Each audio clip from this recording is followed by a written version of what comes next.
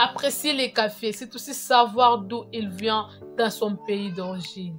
L'astuce des cafés parcourt le nombre des étapes avant d'arriver à notre tasse.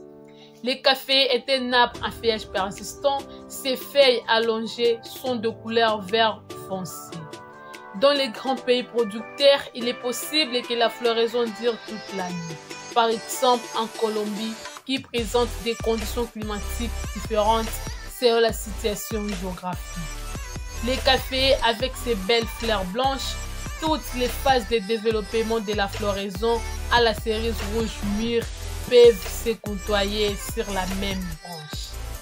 Le café est une plante tropicale qui se développe dans le pays en climat chaud et humide.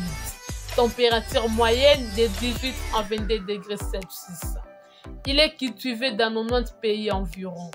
Les principales régions de culture se situent entre 24 degrés de latitude nord et 24 degrés de latitude sud de l'équateur.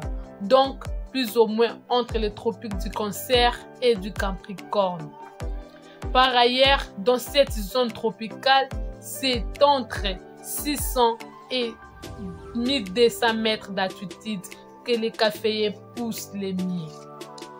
Après 4 à 5 mois, les jeunes arbustes atteignent une hauteur de 30 à 40 cm environ et sont plantés dans les plantations où ils poursuivent leur croissance.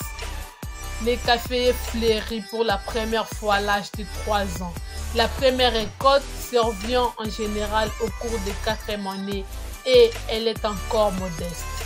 Ce n'est qu'à partir de la 5e, 6e ou 7e année que l'on peut compter sur un rendement normal.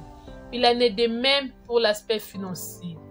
Les planteurs doivent d'abord faire d'importants investissements pendant les premières années avant d'obtenir un bon rendement financier.